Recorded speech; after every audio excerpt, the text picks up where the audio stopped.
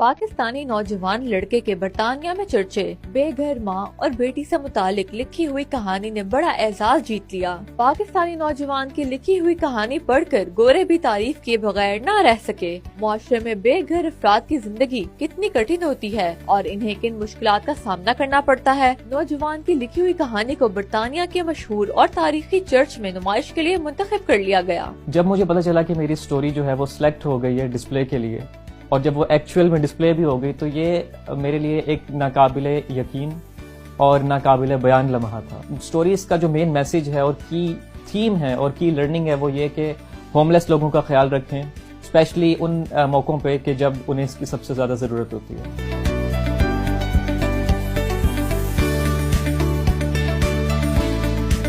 मेरा नाम हसन सिद्दीकी है और मैं एक क्रिएटिव राइटर और ऑथर हूँ। और रिसेंटली मेरी एक शॉर्ट स्टोरी जिसका नाम है द क्रिसमस होमलेस, इंग्लैंड के one of the most famous church and one of the most famous tourist attraction Canterbury cathedral में डिस्प्ले हुई है। स्टोरी बेसिकली जो है वो होमलेसनेस के इर्द गिर्द घूमती है और इसका आइडिया बेसिकली मुझे ऐसे आया कि मैं जो है वो एक दफ़ा एक सड़क से गुजर रहा था और मैंने वहाँ पे एक आदमी को देखा जो फुटपाथ पे लेटा हुआ था और वो होमलेस था और उसकी हालत जो है वो काफ़ी खस्ता हाल थी।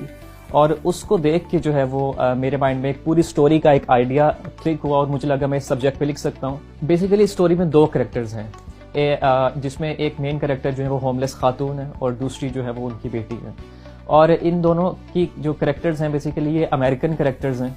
क्योंकि मैं इंग्लिश में लिखता हूँ और जो मेरी थॉट प्रोसेस है वो भी सारा इंग्लिश में ही होता है, तो मेरे मोस्ट ऑफ द कैरेक्टर्स जो हैं वो बाहर के होते हैं। बट हर स्टोरी जो है वो रियल लाइफ से रिलेट करती है और हर स्टोरी का ताल्लुक जो है वो ओवरऑल इंसानियत से होता है, ना कि किसी मखसूस इलाके के लोगों से या किसी मखसूस नेशनलिटी से। और दूसरा मुझे ये लगता है कि होमलेसनेस जो है वो दुनिया का एक बहुत बड़ा मसला है और इस पर बात होनी चाहिए।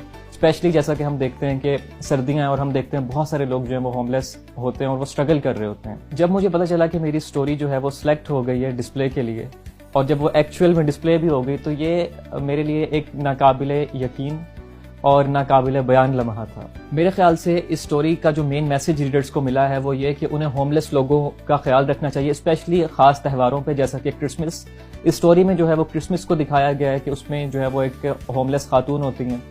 तो इस स्टोरीज का जो मेन मैसेज है और की थीम है और की लर्निंग है वो ये कि होमलेस लोगों का ख्याल रखें, स्पेशली उन मौक़ों पे कि जब उन्हें इसकी सबसे ज़्यादा ज़रूरत होती है। मेरे ख्याल से ये स्टोरी लिखते हुए मुझे कम से कम 2 to 4 डेज़ लगे।